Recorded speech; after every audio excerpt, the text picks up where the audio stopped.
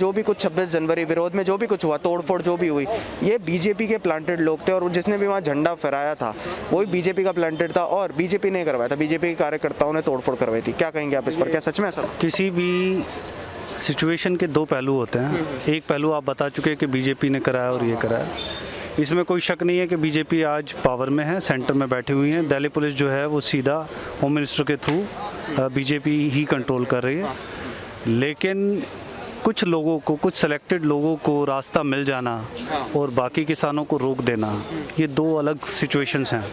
आपका law and order का कहीं ना कहीं फेलियर रहा जिसकी वजह से ये सिचुएशन अराइज हुई। उसके अलावा जो भी ये दीप सिद्धू और जिन सब के नाम आ रहे हैं, इन सभी का बीजेपी के नेताओं के साथ फोटोग्राफ्स हैं, ऑन रिकॉर्ड अवेलेबल हैं। उन्होंने कैंपेन किया था बीजेपी का, लेकिन क्या लगता है, क्योंकि हम इन 2-3 महीने से देख रहे हैं कि दीप सिद्धू जो है वो पुरजोर विरोध कर रहे थे सरकार का और कई सारी वीडियोस में ऐसा देखा गया कि गाली भी दे रहे हैं मोदी सरकार को। तो क्या वो प्लांटेड हो सकता है बीजेपी का, क्या लगता है? Sir, BJP as a party is ideology जो कि हिंदुत्व की तरफ को प्रभावित करता है। दीप सिद्धू कोई किसी पार्टी से नहीं है। एक सिंगर अगर अपनी एक राय रख रहा है तो हम एक डेमोक्रेटिक कंट्री में रहते हैं, तो वो अपनी राय रख सकते हैं, उसमें कुछ गलत। आपका ये कहना है कि वो बीजेपी पार्टी से बिलोंग करते हैं, तो आप प्रो गवर्नमेंट तब हो जाते हैं जब आपको ही कुछ एक सर्टेन बेनिफिट्स मिलते हैं और rest of the country is waiting for those benefits. अब यहाँ पर सिर्फ कुछ सेलेक्टेड लोगों को रास्ता मिल जाना लाल किले तक पहुँचने के लिए, और उससे पहले ही उन लोगों के एंड से कहा जा चुका था कि भाई लाल किले पे हम झंडा फहराएंगे। तो ऐसा तो था ही नहीं कि कोई सिक्योरिटी इनपुट का लैप्स रह गया, बिकॉज ये तो पब्लिकली पहले ही बता चुके थे। आपको क्या लगता है उस दिन क्या करना चाहिए था? दिल्ली पुलिस द्वारा क्या ऐसा एक्शन होना चाहिए था जो करना चाहिए था ताकि वो लाल किले तक नहीं घुस पाते आपके साथ? सर देखिए, किसानों ने पहले ही अनाउंस कर दिया था कि हम लोग इसके अंदर अपने एंड पर जो उनके करेक्टिव मेजर्स उनको लगे, क्योंकि लेकिन सरकार और किसानों में बात हो गई थी कि वो उस रोड मैप में चलेंगे। उन्होंने रोड मैप तोड़ा और अगर वहाँ पर पुलिस गोली चला देती तो क्या लगता है आपको, राइट नहीं हो जाते, दंगे हो जाते? के तरीके से अगर देखा जाए जो खबरें आ रही हैं, उन खबरों के हिसाब से तो यही था कि दिल्ली पुलिस ने उनको कंट्रोल करने की कोशिश की जैसे उन्होंने अपना पड़ाव से चलना शुरू किया, लेकिन उन्होंने मारना स्टार्ट किया। और जो भी उनकी रही हाथापाई हुई या जो भी रहा, लेकिन it was very unfortunate. Lal Qila जो है वो एक कंट्री के अंदर एक मुकाम है उसका, क्या सिर्फ इसलिए कि कोई एक स्पेशल या स्पेसिफिक कोई भी रिलीजन अगर उनको कभी मुगलों के ऊपर राज में लाल किले पे झंडा फहराने को नहीं मिला तो उनको एक अपॉर्चुनिटी दे देना एक बैकडोर से कि वो वहाँ पर जाके अपना निशान फहरा दें। तो क्या इस कंट्री के अंदर ये ज़रूरी है कि एक रिलीजन को सेटिस्फाई करने के लिए दूसरे रिलीजन को दबाया जाए? या जैसे कि किसान हैं तो किसानों के मुद्दे अपनी जगह काफ़ी वाजिब हैं, इसमें कोई शक नहीं है कि जो ये 3 लॉज हैं ये सूनर और लेटर किसानों को बिल्कुल पूरी तरह से बंधुआ मजदूर बना देंगे फॉर द कॉर्पोरेट्स। किस तरीके से? There are so many reasons to it. First is कि अगर कोई भी किसान किसी के साथ किसी कंपनी के साथ अगर वो टाई अप करके कुछ खेती कर रहे हैं, सपोज कॉन्ट्रैक्ट फार्मिंग अगर वो कर रहे हैं, तो उस कॉन्ट्रैक्ट फार्मिंग का एक आउटपुट आएगा। अब सपोज कीजिए कि कोई एक बिग शॉट कोई भी कंपनी हो सकती है, मैं किसी का कंपनी, आशीर्वाद आटा ले लीजिए। अब वो मान लीजिए, मैं आपके एग्जांपल को बड़ा करता हूँ कि आशीर्वाद आटा कंपनी बोलती है आप गेहूँ उगाइए, हम आपको ये स्पेसिफिक बीज दे रहे हैं, इसकी ज़्यादा अच्छी क्वालिटी होगी। किसान वो बीज लेकर के उसकी बुआई करता है, फसल तैयार हो जाती है। अब कंपनी आती है, कंपनी बोलती है आपके गेहूं में नमी ज़्यादा है, या कंपनी बोलती है कि आपका जो पैदावार है वो उस ग्रेड का नहीं है कि मैं आपसे ले सकता हूं। आज करंट सिचुएशन में किसान जाके उसको मंडी में सेल कर सकता है, लेकिन जब कॉर्पोरेट्स आ जाएंगे और कॉर्पोरेट्स मना कर देंगे लेने से उस ग्रेड के अनाज को या उस फसल को, तो किसान के पास बहुत ज़्यादा कुछ रास्ते नहीं बचेंगे कि उस फसल को कहाँ बेचे। बट ज़रूरी नहीं है कि वो कॉन्ट्रैक्ट फार्मिंग के लिए हामी भरे, क्योंकि बिल में ये सारी चीज़ें लिखी हुई है कि contract farming is not mandatory. और कॉन्ट्रैक्ट फार्मिंग की हम बात करें तो कॉन्ट्रैक्ट फार्मिंग अभी भी इस देश में, जैसे अगर आपने मैंने बात करी आशीर्वाद आटा की, तो आशीर्वाद आटा अभी भी कहीं ना कहीं से वो कॉन्ट्रैक्ट फार्मिंग करता है, और पंजाब में तो पहले से ही कॉन्ट्रैक्ट फार्मिंग है, फिर किस चीज़ का विरोध हो रहा है? सर देखिए, एक स्केल होता है, आप एक छोटे स्केल पर चीज़ों को कंट्रोल कर सकते हैं, लेकिन जब ये पैन इंडिया आप करना चाह रहे हैं तो उसका स्केल बहुत वाइड हो जाता है। हम देख रहे हैं कि पंजाब के लोग जो है ज़्यादा इस चीज़ का विरोध कर रहे हैं, क्योंकि बॉर्डर्स में हम देख रहे हैं कि सारे हमारे सिख भाई जो हैं वो बैठे हुए हैं, लेकिन पंजाब में तो हम देखते हैं कॉन्ट्रैक्ट फार्मिंग जो है वो पहले से ही है, और वहाँ पर कॉन्ट्रैक्ट फार्मिंग के कॉन्सिक्वेंसेस ज़्यादा हैं। अगर हम कंपेयर करें बिल के मुकाबले, तो बिल में कॉन्ट्रैक्ट फार्मिंग के कॉन्सिक्वेंसेस ज़्यादा नहीं है, और बिल में मैंडेटरी भी नहीं है, ज़रूरी भी नहीं है कि इन कॉन्ट्रैक्ट फार्मिंग को माना जाए, मना भी कर सकते हैं। आपसे एक ये कॉन्ट्रैक्ट फार्मिंग के बियॉन्ड जाकर कुछ पूछ रहा हूँ। मैं एक मान लीजिए किसान हूँ, और अगर मैं कुछ उगाना चाहता हूँ तो मेरे पास ये लिबर्टी होनी चाहिए कि सरकार जो लिमिटेड ऑप्शन मेरे को दे रही है उसके अतिरिक्त भी मैं क्या अपनी फसल को अपने तरीके से सेल कर सकता हूँ? क्या कर सकते हैं सर, वो बिल में इस चीज़ का है, और यहाँ तक कि मंडी खत्म नहीं करी जाएगी, मंडी को और मॉडर्न करने की बात हो रही है। मॉडर्न करना चाहिए, सरकार अच्छा कर रही है, लेकिन मेरा सिर्फ ये कहना है कि क्या किसान के पास उस कॉर्पोरेट के साथ कॉर्पोरेट अपना टाइप में जाने के अलावा कोई और भी ऑप्शन है क्या? सर ऑप्शन है। क्या ऑप्शन है सर? ऑप्शन ये है कि अगर वो उसके साथ टाई अप नहीं करना चाहता तो वो मना कर सकता है, वो अपने हिसाब से कहीं पर भी बेच सकता है, पूरे देश में बेच सकता है। यही तो तभी तो मंडी को मॉडर्न करने की यही तो बात है। यही चीज़ सर लोगों को नहीं पता है। आप इस समय कनॉट प्लेस में खड़े हैं। हाँ जी, हाँ जी। मैं एक एग्जांपल दे रहा हूँ आपको। एक बहुत बड़ी कंपनी बहुत बड़े स्केल पर खरीद फरोख्त कर रही है, तो ये बहुत ऑब्वियस सी बात है कि वहाँ पर कंपनी को एडवांटेज मिल जाएगी रेट्स को कंट्रोल करने में, वेयर एज एक छोटी दुकान के ऊपर रेट्स वो नहीं मिल सकते। रीज़न बीइंग कि जो अफोर्डेबिलिटी किसी मॉल की हो सकती है रेंट पे करने की या स्टॉक को संभाल के रखने की, वो किसी रिटेलर के पास नहीं हो सकती। तो ये जो इक्वालिटी आप देख रहे हैं, ये यहाँ पे तो किसी प्रोपोर्शन में फिट नहीं बैठ सकता है। रीज़न बीइंग ये कह रहे हैं कि जो कॉर्पोरेट सेक्टर होंगे वो उनसे सामान ले लेंगे और वो अपने गोदामों में जमा करेंगे, और उस हिसाब से प्राइस इन्फ्लेशन और प्राइस को अपने हिसाब से देखें तो इन्फ्लेशन अभी भी कम नहीं है, और इन्फ्लेशन अपनी जगह पर है, reason being because of the fuel prices. लेकिन अगर स्टोरेज के हिसाब से भी आप देखें, अगर किसी एक पर्सन को ये पावर मिल जाती है, किसी प्राइवेट पर्सन को गवर्नमेंट करती है, तो government is bound to do for the welfare of the society.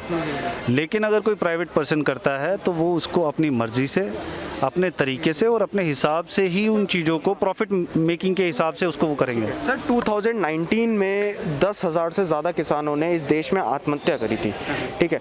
तो अब गवर्नमेंट का ये बिल लाने का मकसद ही यही है कि जो इनकम है, जो किस फार्मर्स की जो इनकम है उसको दोगुना करा जाए। तो जब गवर्नमेंट ये आश्वासन दिला रही है और बोल रही है कि दोगुनी हो जाएगी, और बिल में भी कहीं ना कहीं ये सारी चीज़ें मेंशन है, और कैसे दोगुनी होगी? और ये कहीं पे मेंशन है? नहीं, ये सर नहीं सर, ये चीज़ और टेक्नोलॉजी से जो है वो जोड़ने की जो बात करी गई है, फिर इस चीज़ का क्यों विरोध हो रहा है? और ये जो जितनी भी ये पॉलिसीज़ हैं, ये कहीं ना कहीं मनमोहन गवर्नमेंट, जो कांग्रेस गवर्नमेंट थी, उनके भी 2019 के मैनिफेस्टो में लिखा होता है, और मनमोहन सिंह भी इस चीज़ को पूरी तरीके से मानते थे। फिर क्यों इतना ज़्यादा विरोध हो रहा है ये सर? और क्या और विरोध? हाँ। तो यहाँ मुद्दा ही नहीं है। तीनों फार्म लॉज जो हैं वो ये तो कहते हैं कि मॉडर्नाइजेशन होना चाहिए, लेकिन तीनों फार्म लॉज ये नहीं बताते कि उस मॉडर्नाइजेशन की कॉस्ट कौन बियर करेगा।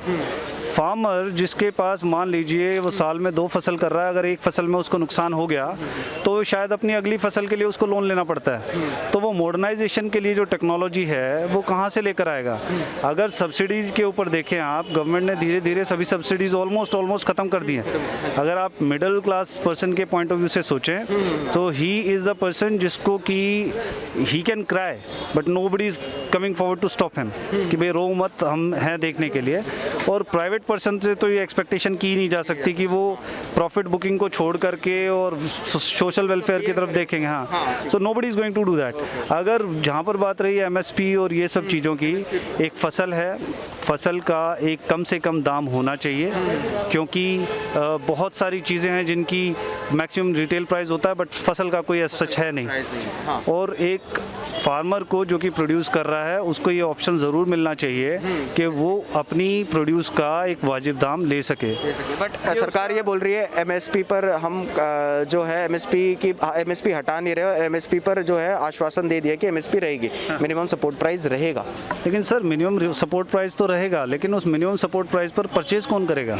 गवर्नमेंट तो करेगी नहीं ना। जब आप प्राइवेट प्राइवेटाइज कर रहे हो सारी चीज़ों को, तो गवर्नमेंट ऑब्वियसली उसको बाय नहीं करेगी, उसको बाय जो भी करेंगे वो एक प्राइवेट पर्सन होंगे। आपके हिसाब से जो प्राइवेटाइजेशन है वो एक थोड़ी बड़ी प्रॉब्लम हो सकती है? सर नहीं, देखिए कुछ एक चीज़ें हैं जो बेसिक्स होते हैं किसी भी कंट्री के लिए। फूड, आप हवा पानी के बिना शायद कुछ टाइम जिंदा रह लोगे, बट फूड के बिना नहीं रह पाओगे।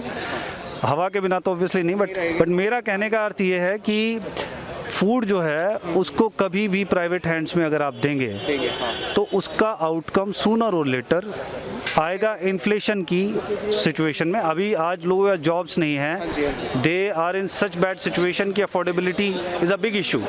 और करंट सिनेरियो के हिसाब से अगर आप देखें तो ऐसे में प्राइवेटाइजेशन हो जाने के बाद तो इन्फ्लेशन बढ़ेगी घटेगी नहीं। और आपने तो ये ऐसा कर दिया कि आपने पूरे कंट्री का रिमोट एक प्राइवेट पर्सन के हाथ में दे दिया, मान लीजिए as per his own wish, वो उसको अपने तरीके से कम या ज़्यादा करेंगे, तो आपके पास ऑप्शन क्या है? अभी आप गवर्नमेंट की तरफ देख सकते हैं, लेकिन अगर गवर्नमेंट ही प्राइवेट लोगों की तरफ देख रही है तो आपके पास तो कुछ बचा ही नहीं। You are on your own. आप अल्टीमेटली आपके पास कोई ऑप्शन ही नहीं बचा, जो कि होना चाहिए, क्योंकि अगर आपके पास ऑप्शंस हैं, कम्पिटिटिव मार्केट है, तभी आप जो है सर्वाइव कर सकते हैं। किसी भी अच्छी एक जो ओपन मार्केट होती है उसके अंदर ये चीज़ें बेसिक्स हैं, होनी चाहिए। तो अगर ऐसा नहीं है तो it's not good for country. बहुत बहुत शुक्रिया सर, बहुत अच्छा लगा आपसे बात करके। किसी भी चीज़ के चाहे वीडियो आए हो कोई या जो भी घटना है उसके एक पहलू से ना सोचा जाए, उसे एक तरफ दोनों साइडेड देखा जाए, ठीक है। जैसे लोग जा रहे थे, लोगों ने कहा कि भाई हम तो उनके पीछे जा रहे हैं जो हमारे आगे जा रहे हैं, ठीक है।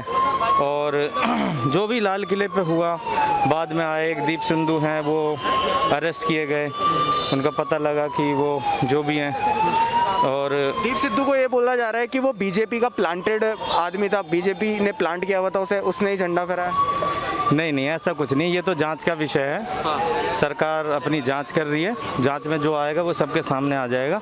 लेकिन जो भी चल रहा है, किसी भी चीज़ की ना राजनीति नहीं होनी चाहिए, क्योंकि राजनीति होगी ना तो फिर उसमें ना हर चीज़ का राजनीतिकरण होने से ना फिर आम आदमी भी ना राजनीति वाली बातें करने लग जाते हैं। जैसे आपने क्वेश्चन किया, ठीक है ना, तो उसमें नॉर्मल जनता के व्यू से होनी चाहिए बातें, और जनता एक आम भाषा में या आम उसमें जवाब दे सके। तो हर चीज़ का राजनीतिकरण वैसे अच्छा नहीं है जैसे हो जा, क्योंकि क्वेश्चन जो किया जाता है वो कई बार राजनीतिक ज़्यादातर प्रेरित होता है। समझ क्या लगता है आपको, केजरीवाल जो मेरठ में जाकर जो ये भाषण दे रहे हैं, कहीं ना कहीं राजनीतिकरण कर रहे हैं, कहीं ना कहीं राजनीति की अपनी राजनीति की रोटियां सेक रहे हैं, क्योंकि 2022 में उत्तर प्रदेश में चुनाव है? नहीं, ऐसा तो देखो सभी का है। हर कोई कहता है कि जो भी इंसान कोई भी रैली करता है या जो भी भाषण देता है कि भाई ये तो इस वजह से बोल रहे हैं, इनको तो इलेक्शन में वोट चाहिए, ठीक है। ऐसा कुछ नहीं, ये सभी के साथ में, बीजेपी हो, कांग्रेस हो, चाहे आप पार्टी हो या और भी जो रीजनल पार्टी है ना, ये सभी के साथ है। आप मेरे हिसाब से आपने जैसे कपड़े पहने हैं, आप लॉयर हैं, है ना, तो एज अ लॉयर आप कैसे देखते हैं इन तीनों बिलों को? क्योंकि अरविंद केजरीवाल ये बोल रहे हैं कि ये जो तीनों कृषि कानून हैं ये किसान को खा जाएंगे और ये डेथ वारंट है किसान के लिए, ये बोला है। ये बिल नहीं बताया उन्होंने, बोला है ये तीनों बिल डेथ वारंट है। तो एज अ लॉयर आप कैसे देखते हैं इन तीनों बिलों को? क्या ये सच में डेथ वारंट है? नहीं, ऐसा है, देखो ये उनके राजनीतिक व्यूज़ हैं अपने। भाई पार्टी है, राजनीतिक पार्टी है, ठीक है। हम आम आदमी एज ए एडवोकेट हम, ठीक है, कानूनी पक्ष को थोड़ा बता सकते हैं, लेकिन ये पूरे तरीके से नहीं बता सकते कम्प्लीटली कि डेथ वारंट जो भी है, ठीक है, उन्होंने कहा है, अपने हिसाब से कहा है, समझ से कहा है, अपनी सरकार में है, वो दिल्ली गवर्नमेंट में है, ठीक है ना, उन्होंने कहा है। पर ऐसा कुछ नहीं है कि ठीक है, अपने सरकार जो फैसला लेगी वो ठीक ठाक अपने। चलिए, बहुत बहुत शुक्रिया सर।